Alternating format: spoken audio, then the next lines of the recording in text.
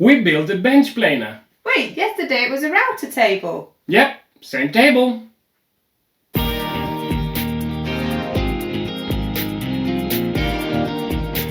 Welcome back to Realistic DIYers. The last time you were with us, we made our portable folding router table. We did also hint that it was multi-use.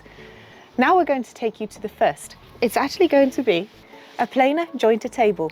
As always, keeping it on a budget, not a different table for each machine, just switching out the base plate. I see you started without me.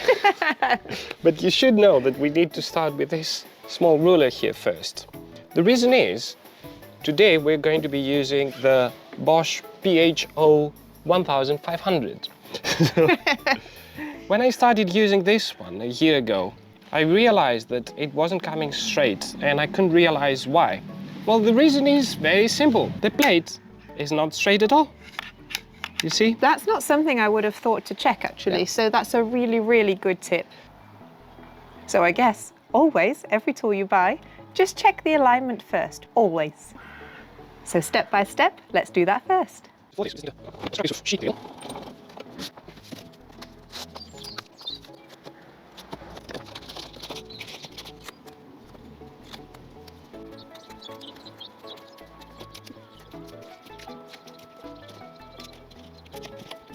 .60 grit 220 400. A brilliant tip that we've given you in our other videos as well. So come down to have a look at this. As we're going to take the surface area off, of course you need to know where you started and where you begun, which bit you've done and which bit you haven't. So just mark it all off, just to make sure you're going to cover all the areas evenly.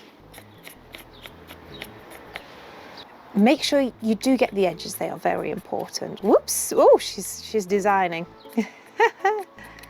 Lovely, nice coverage. And now all we need to do is to just start stroking. And just with a few strokes, you see that I ruined it a bit. Oh, that was not good.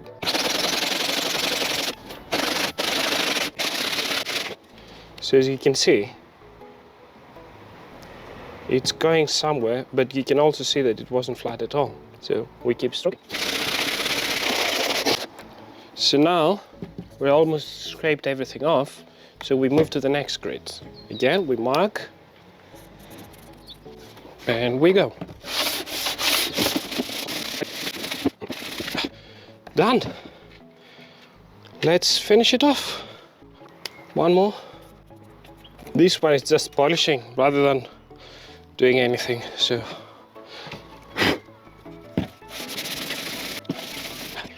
All right. Ooh, that took more than we anticipated. Let's test it.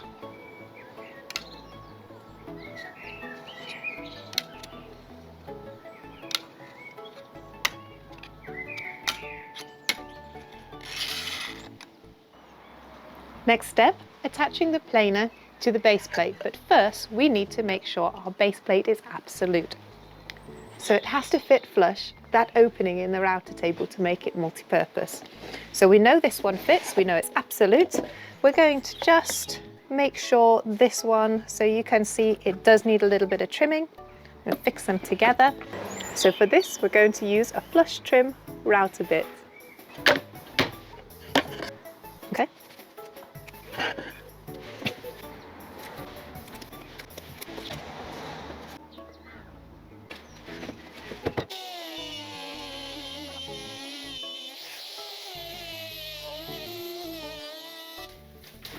Next step. So we need to draw the outline of the planer so that we can cut it out so it can actually come through the base of the table. So try and get it into the middle as best you can, making sure that it's kind of evenly placed. Lovely. And then mark it as close as you possibly can.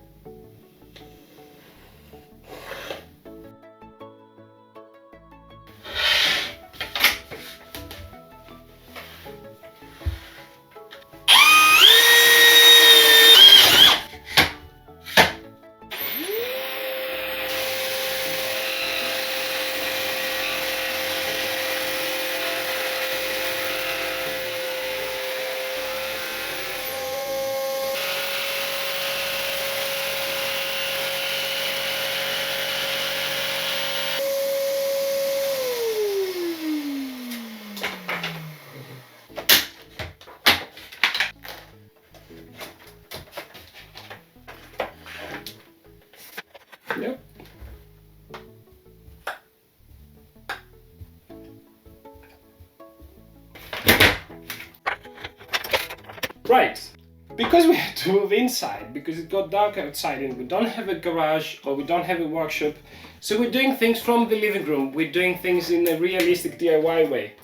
We are going to use this router here, which is bigger and it has an extraction port for the vacuum to go in, because we need to trim a little bit the edges here for the planer to fit in, but we don't need to go all the way, so the router will give us the proper shape as we measured it.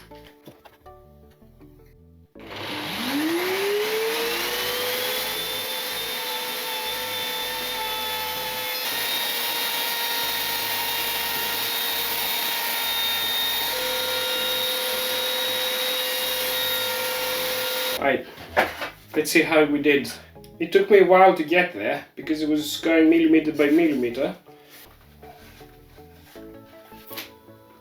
There you go. To fit. All right, mister. Not quite there. Think again.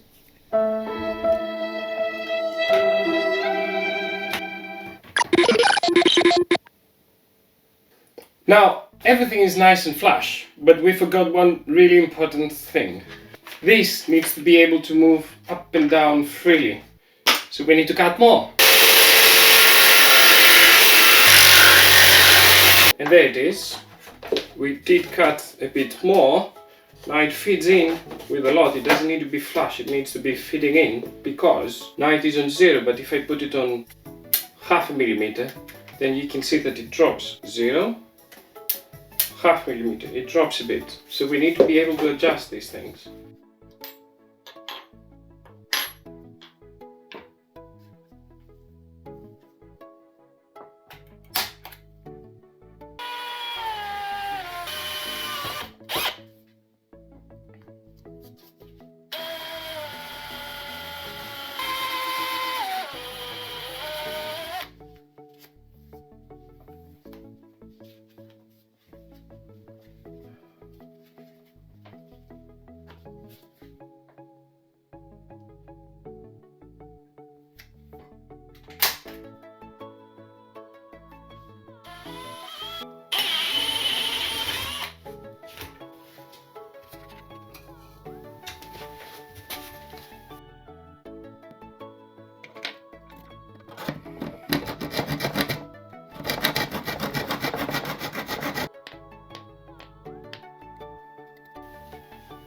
So now we've prepared our holes in the planer, we just needed to drill 2 right at the back.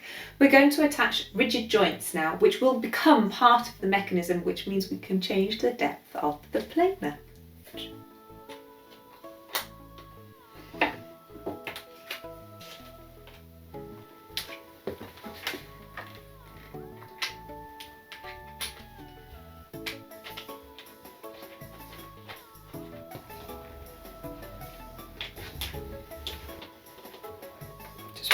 Tight now.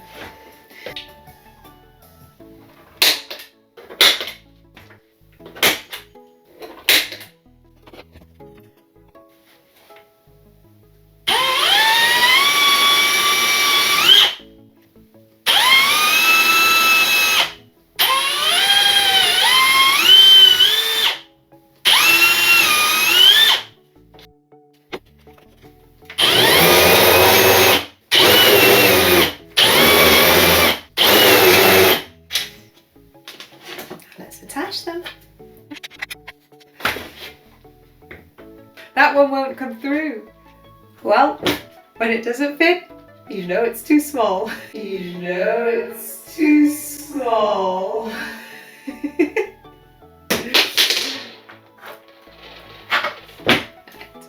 Back to business.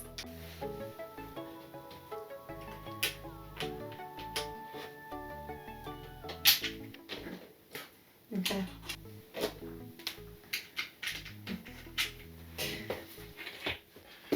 Okay, let's see what we did. Same table as the router table, but now it's a planer.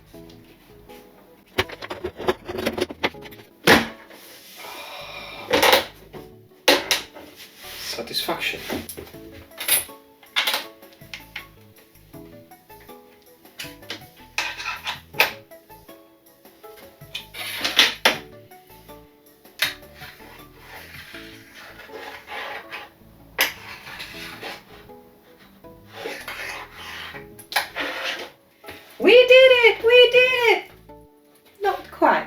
we do have one more tip for you. If these tips and challenges come in handy, do remember to like, subscribe, bell all, so you do get the notifications of each video that we upload. What's this, you ask? This is another tip and trick. So as you can see, it can attach to any extraction port. Now you might notice that the extraction port is on the back underneath of the planer. How are we going to get the vacuum inside, upside, bend it? Well, we can always cut a hole in the back, but how about using something as flexible and neat and easy? Look at that.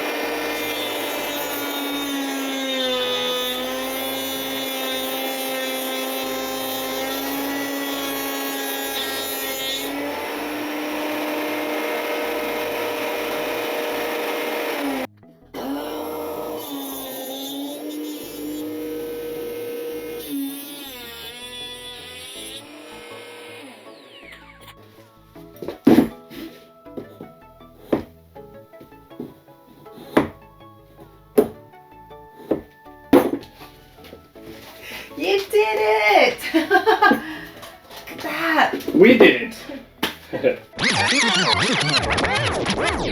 Now it's my turn to think again. Not quite ready. Safety first. We need a safety guard. Simple but effective.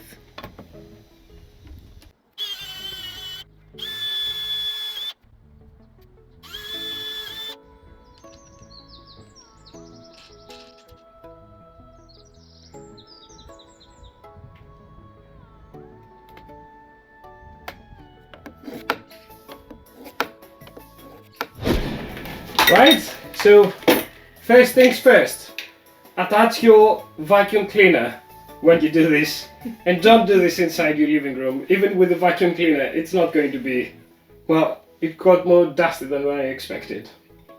It took us more time than we thought, but we actually went there. So, as you noticed, we have these screws here to raise it up and lower it. Not too much, just 0.5 millimeter, 1 millimeter maximum. So, yesterday it was a router table. Today, a planer. Don't forget, it's foldable, it's storable, we're packing it all away. What will it be next time? Come back and find out. But we will use this planer here because it's bigger. That's a router. What did they say? Planer.